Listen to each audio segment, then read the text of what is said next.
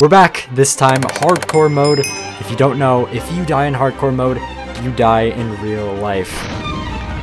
Okay, maybe not, but if you die, you can't play in the world anymore. So pretty much, don't die. I know everyone and their mom has made a hardcore series at this point, but I wanted to give it a try, and I gave myself a rule to not use totems. Ever. In this episode 1, I want to get off to a good start by building some farms, getting the best armor possible, and building my average sized starter base. Before all that, we've got to go back to the beginning. I'm going to start off by grabbing all this iron that's exposed, and I'm going to need some food as well. Since we're in hardcore, the first thing I want to do is make a shield. If I can remember how to do that. Okay, there we go. This shield takes up a lot of the screen, so I downloaded a texture pack that makes it puny but less annoying. I saw a village in this direction, and I'm gonna grab some food on the way. This is a pretty nice village spot.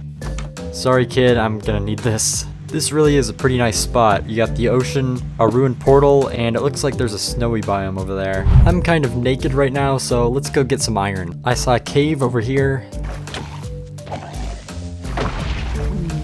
If I hadn't turned up my volume earlier, I might have just been dead. There we go, full iron. I'm gonna make a cow pen to take care of the food situation.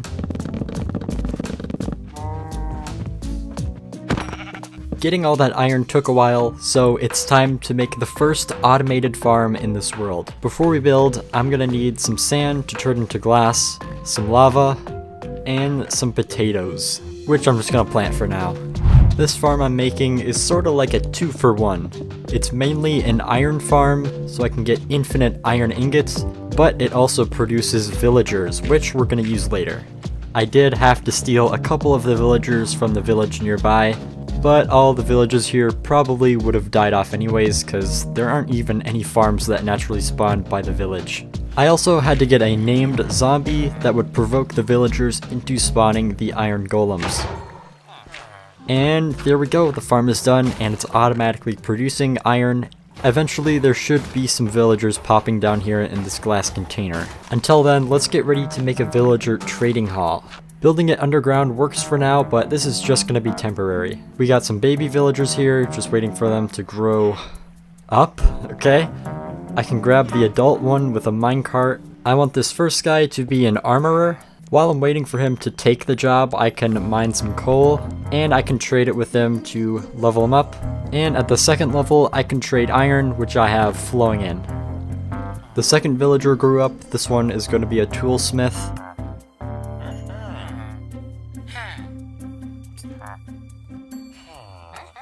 There we go, now I can buy enchanted diamond armor from this guy. First, I'll get a helmet, and then boots, pants, and then chest piece. And that gives us full diamond armor. I also got a diamond pickaxe from the toolsmith, and that means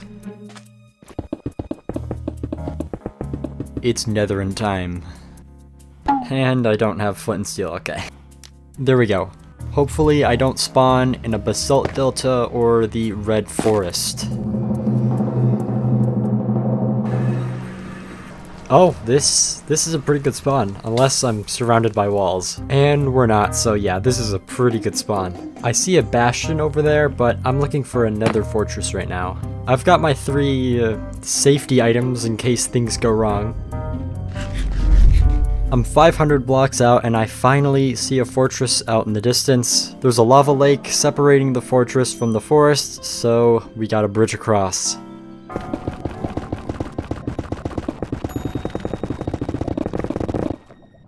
Now we dig up. And we're in. Oh yeah, it's Christmas Eve, by the way. I'm not here for the loot, I'm here for the blaze rods. I wandered around the fortress for a couple minutes until I found the blaze spawner.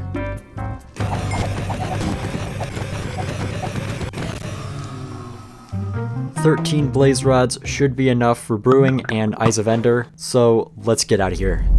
We made it out in one piece, and now it's time to get to work.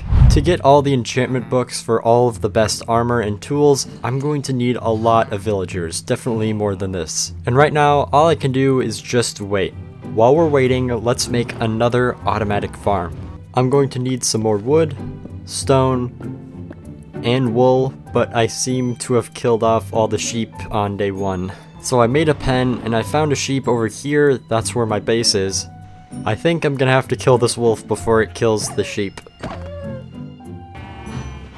There we go, got the sheep in the pen, and now I think I'm gonna have to kill this horse. Not a great day for the animal lovers out there. Whoa, whoa. What in the world? Oh, I think I had rain turned off. I have rain off because I feel like it ruins the quality of the video. I'll leave it on for now. Let me know in the comments if you like rain on or not. Anyways, back to what we were doing. I'm also going to need some magma blocks. We can get started by building an hourglass shaped wall that is 2 blocks high. Dig a little hole in the middle. Make a trapdoor roof. Gotta lay down some carpets. And now for the tricky part. I'm killing some fish because I need to tame some cats. I couldn't find any in the village nearby, so I went to the village across the ocean. For some reason, both cats wouldn't follow me at the same time. It would either be just the blonde one or just the white one, so I had to transport them to my base separately. If you couldn't figure out what I was making, this will probably give it away. Last steps are to make a water stream with a collection area, as well as a roof. I just made a creeper farm that will produce gunpowder. I may not need it now, but gunpowder is very useful for making 2 things that I will need a lot of in the future. This farm is pretty simple, and it's not exactly the fastest farm around, so I'm building 2 more layers on top of it. After that, I started enchanting and trading with villagers to get the best tools and armor possible. It's been a long 8 or so hours of trading and farming and more trading and almost dying. I've got 1 block to make this work.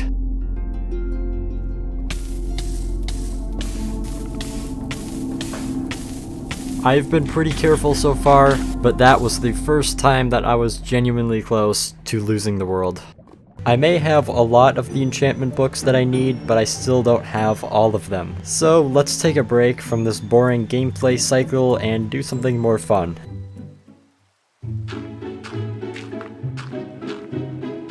If I want to have the perfect start to a hardcore world, I should probably have a decent looking base. All of this was always meant to be temporary. Now let's go find a good spot to build. Just from looking from up here, that little patch of land over there looks like a pretty good spot. Before we start building, I'm gonna clear out all the trees and clean up the land a bit. I've already cooked a ton of stone because this is what I'm going to be building with, and we can go ahead and get started. First off, I want to make an octagon shape. One side will be 17 blocks long, and because diagonal lines are longer than straight lines, we can use Pythagorean theorem to find out that diagonally it should be 12 blocks long. I knew those math classes would pay off someday, so let's build 12 blocks diagonally. Now 17 blocks again, 12, 17, 12, 17, and one more side 12 blocks long. Next, let's build up the wall to about this height. And I'm out of stone. Instead of smelting cobblestone, I'm gonna grab this pick that already has some pretty good enchantments on it, and I'm gonna add efficiency and mending to it. And since it has silk touch, I can just get stone straight from mining. I finished the wall, and I should probably light this up. Next, I want to fill in the inside with a stone floor. Just like the wall, it's entirely made of stone. We'll do the details and texturing later. Next, we're gonna add some pillars to the base. We're gonna have 4 2x3 pillars on each side that are each built up to the height that the wall is at. After that, I took a break from building to edit, and I realized that I had miscounted a few blocks, so I had to tear down and rebuild some of the walls and pillars. Next, we're gonna take each of these pillars out diagonally, and we're gonna add stairs to the top and bottom of them.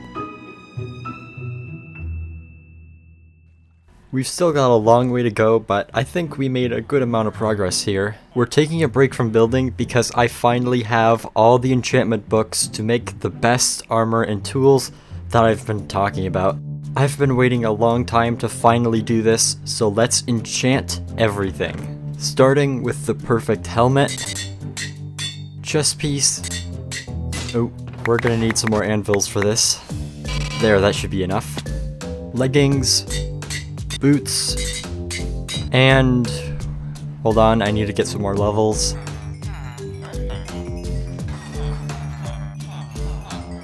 It'll cost 33 levels to enchant the sword a final time, and it's just mending, so let's just leave it as this and upgrade it later. Let's move on to the fortune pickaxe, axe, shovel, and bow.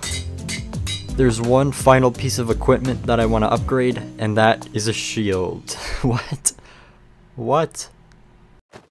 There, that's better.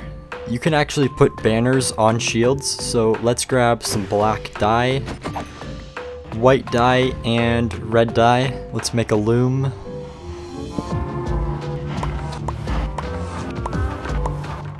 This is the banner I want, and I can put this on the shield. Last thing to do is grab some unbreaking and some mending to make the ultimate shield. Since I started this world, I've been killing most of every enderman that I see. Because of that, and also due to the fact that my sword now has looting 3, I only had to kill a few endermen to get all of the ender pearls that I needed. If you haven't figured it out already, I'm preparing to go and fight the ender dragon. I've got my inventory pretty set up with almost everything that I'll need, although I do feel like I'm forgetting something. Well, it's just becoming daytime, so let's go find the stronghold. And we can start by throwing an Eye of Ender. And the first one broke. Not off to a great start. The eye is taking me in the snowy biome direction, and I'm not sure if this will show up in the video, but my laptop is kind of lagging. Maybe it's because I'm generating a ton of new chunks. Looks like this is where the Eye of Ender is pointing. Now let's just dig down. I reached Deep Slate, but I still hadn't found the stronghold, so I dug around for a bit, and I eventually did find the stronghold. Now we gotta find the portal room. To be clear, it isn't actually this bright in here. I have an option called Gamma Override turned on, and that's just to make it easier to see the video. It's technically still dark, so it doesn't affect anything like mob spawning. I ran around looking for the portal room for a long time, and I guess the only thing of note is that I found an armor trim, so yay. But for real, I had a pretty hard time finding the portal room, and I knew that it could sometimes be generated completely closed off from everything else, so I checked FreeCam, and sure enough, the section of the stronghold that I was in was completely walled off from the other section. I'm pretty sure it isn't intentional that you have to break through a wall to get to another section of the stronghold, but that's what I did, and I eventually reached the portal room.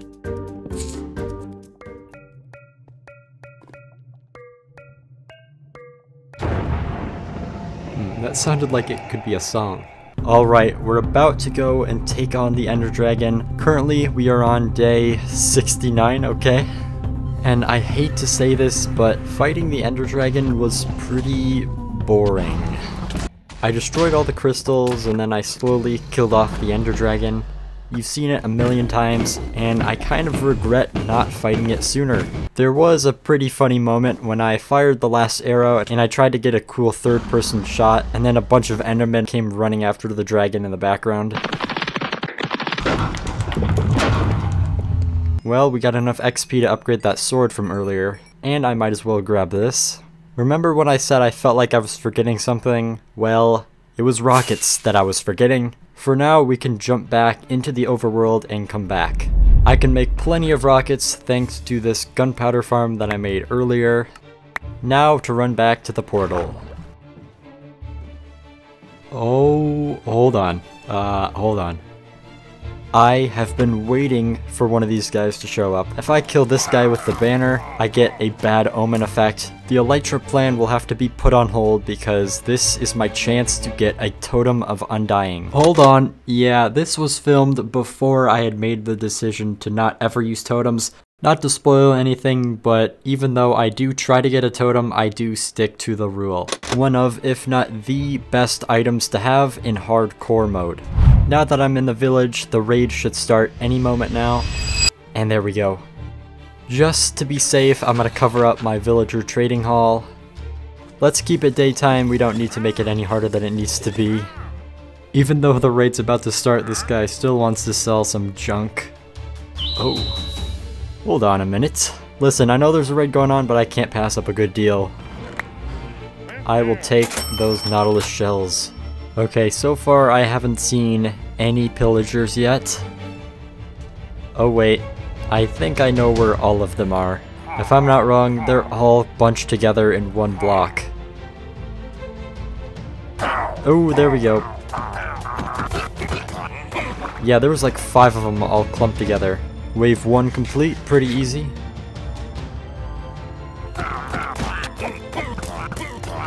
There is a villager just running around outside.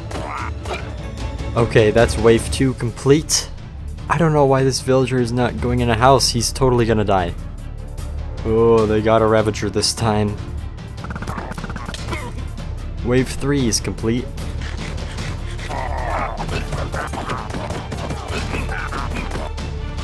There he is. This is the guy I can get a totem from. Wait. No. What? Raid defeat. I guess I just lost the raid. And that was just a Vindicator doing a victory animation? I didn't even know that was a thing. I thought it was an Evoker because they do that thing all the time. Well, I guess I lost this one, probably because that one villager died. Oh, and look at this. 3 iron golems working hard to protect the village. Hello, how are you? I am under the water. Oh well, guess I'll try a different strategy next time. But for now, we can get back to what I was planning on doing, and that is going back to the end to grab an Elytra.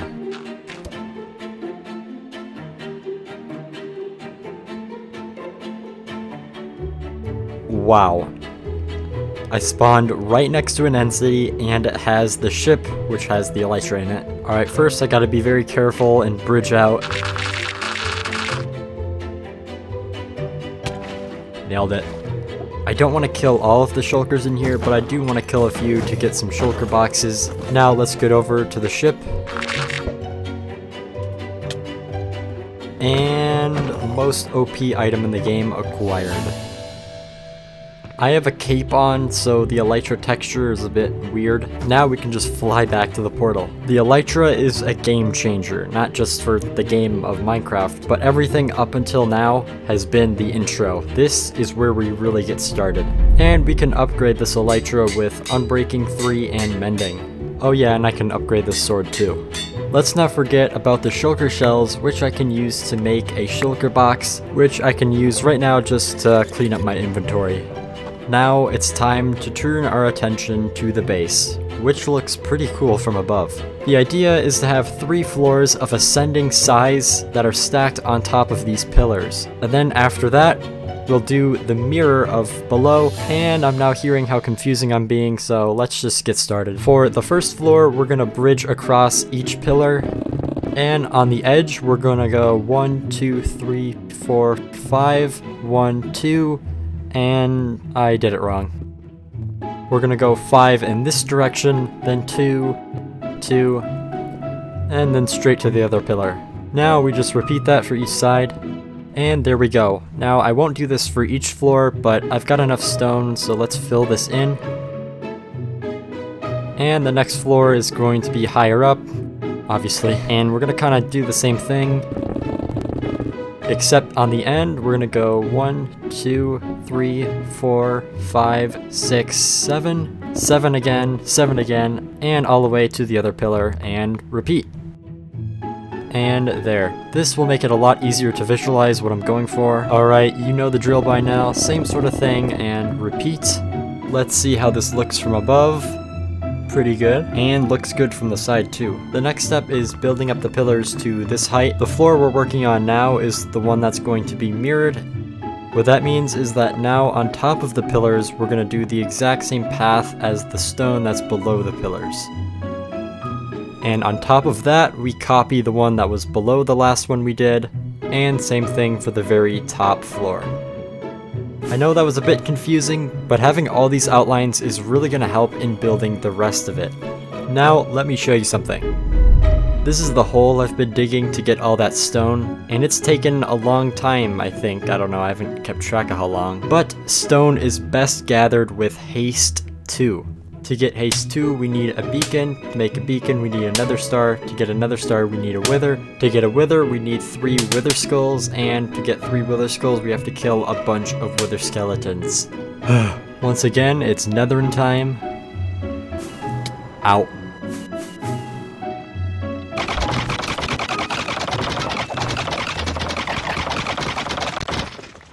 I've got all the skulls, now I just need to mine some soul sand.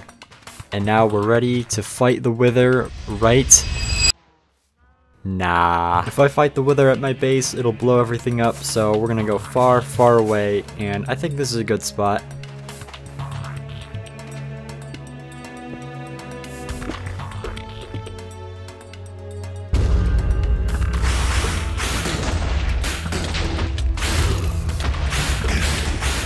We're doing pretty good so far.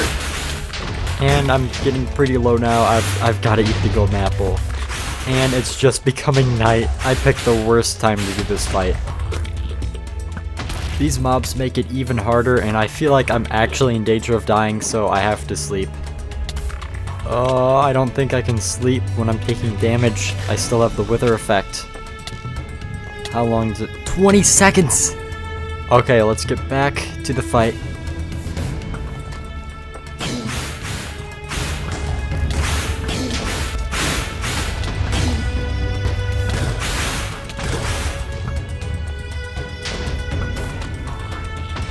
What? I can't shoot. I don't have arrows? What bow? Oh, I have been using the wrong bow the whole time.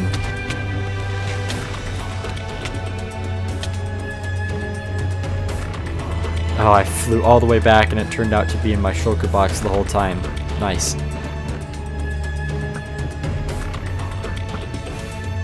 Oh yeah, look at that damage. That's way better.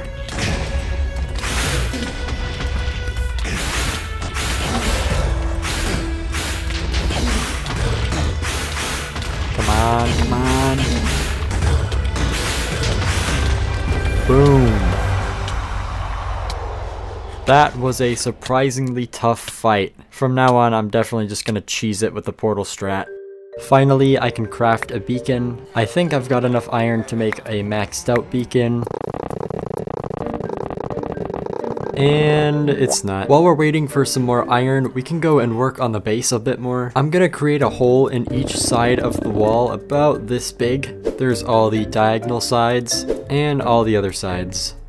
Now I'm gonna add some shape to this room to make it a bit more interesting than a wide open octagon. On each side, we're gonna have these sort of triangle shaped walls. Not only does it make the shape more interesting, it creates 8 tiny little rooms that we can store stuff in, like tiny farms. I'm gonna add andesite walls to the diagonal sides.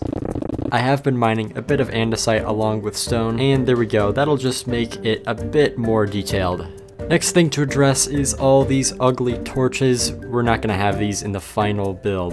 Instead, I'm going to build a pumpkin and melon farm, and we're going to make jack-o'-lanterns down in the floor and cover them up with carpets. But for now, again, we're just going to have to wait for this to produce a bit more stuff. Speaking of which, we have some iron in here, but more importantly, I found 23 iron blocks that I just had sitting around in this chest. I don't remember when I made these, but we'll take them. Now we can max out this beacon and grab that haste too. Now I can mine stone really fast and it makes that super satisfying sound. I should probably get going on this base some more because we've still got a long way to go. We're going to expand on this sort of triangle wall shape by building up about 6 blocks. And then we're gonna build over to the next side and kind of repeat that. After doing all of the walls, it'll look something like this. Now we just fill in this floor. Right when I finished up covering the rest of the walls, a pillager patrol spawned. I quickly went to go and cover up my villagers, and it despawned by the time I got back. Yep, that's the second time I fumbled it. Thanks to the beacon, I was able to finish the next floor, as well as the very top floor, which is actually gonna be the roof. I know I keep bringing this up, but just look at it. I'm maybe like, I don't know, halfway done, and it already has such a cool brutalist aesthetic to it. Alright, let's finally get these lights set up. We're gonna dye some sheep for carpet, you'll see that in a bit. And yes, looks like we've got a good amount of pumpkins in here. We're gonna have to carve the pumpkins and turn them into jack-o'-lanterns. The lights are going to be built into the floor. And yeah, I've kind of been digging a giant hole under my base. We're gonna ignore that for a second. This looks pretty ugly with the orange, but we can use that carpet from the sheep to kind of cover it up. Since the last clip, I made one more addition, and you probably can't tell immediately. I added slabs to the edge of each layer. It doesn't really stick out now, but it'll help the windows have more depth when we get to making those. Next, we're gonna break up some of this flat roof, as well as cover up some of these pumpkins. There, now it looks like the pillars are sort of extending and supporting the entire structure. Now we just have to go around and do that for each of the pillars. We're gonna do something similar for the interior, but I'm gonna take a short break to talk about the sponsor of this video, Netherite. This is the last upgrade that I can make to my armor to minimize the chances of me dying. Oh yeah, check this out. 100 days. Remember that desert where I fought the Wither? Well, I went back there to get some sand, and I stood above my creeper farm for a bit. And now I've got 6.5 stacks of TNT, so let's go get some netherite.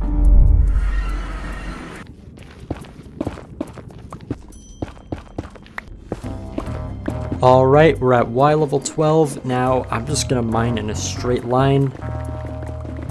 Ooh, okay.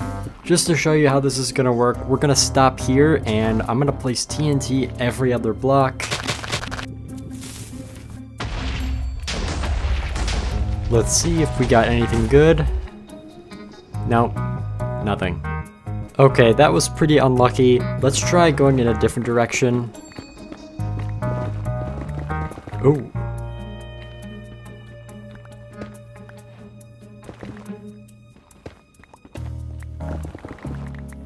Alright, I've gone far enough, I think.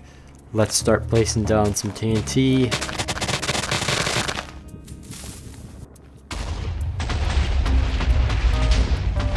Oh, I see one. Oh, and more. Looks like the TNT didn't quite reach all the way, that's fine. I pretty much just did this over and over until I got 32 pieces. That's exactly enough to make 8 ingots. I think that's fine. After patiently waiting for it to smelt, and now we've finally got full netherite. But we're going to have to rewind an hour because that's when I realized something. Oh, I need the thingy. That's right, I forgot that I need netherite upgrade trim or template, or you know what? I'm not even gonna look up the name because this should not have been added to the game in the first place. But it is, so I had to go and get one of those. If you remember from earlier, there is a bastion pretty close to where my portal is. So I tried looking there and it turned out there wasn't any. At least not from any of the chests that I checked, and I'm pretty sure I checked all of them.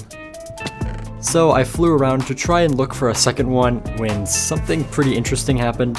Right behind the nether fortress that I had gone to earlier, there was another one. And right next to that was a third. And right next to that was a bastion.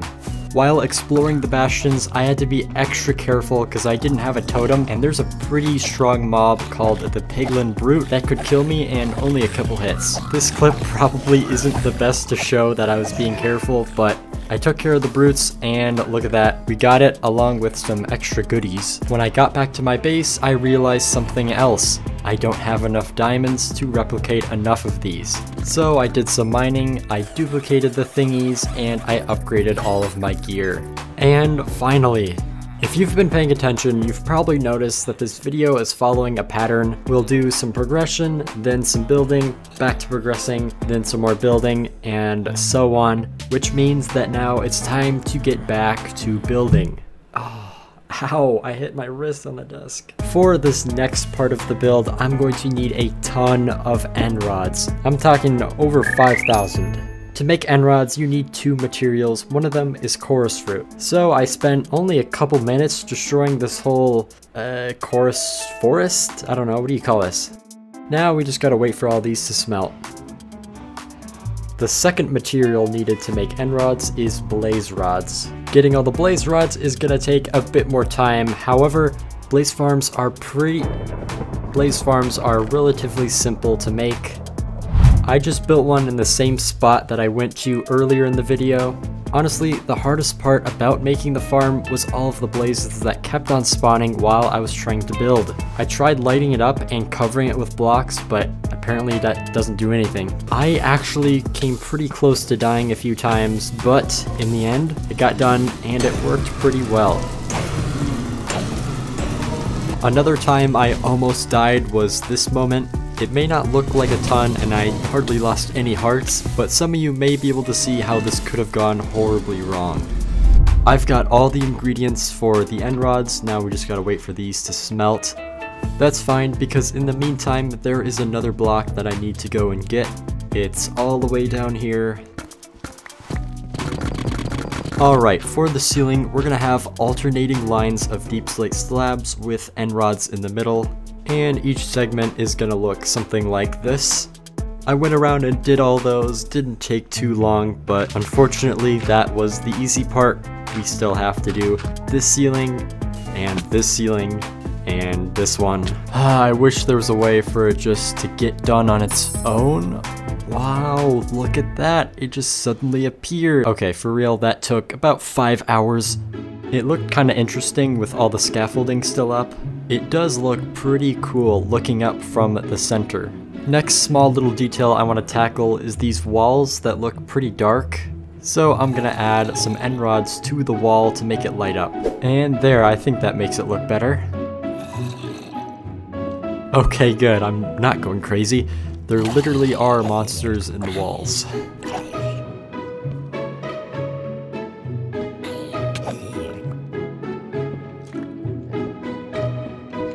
Ooh, there's a whole party in that one. There, each room should be lit up now. Speaking of which, I'm gonna add some end rods here to help light things up. Next thing I want to add is some railings to this layer as well as down there and up there.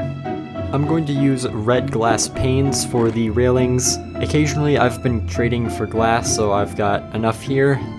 And I've got a pretty much endless supply of red dye right here. Okay, so my base isn't going to be all... oh, man, look at that, it looks so good!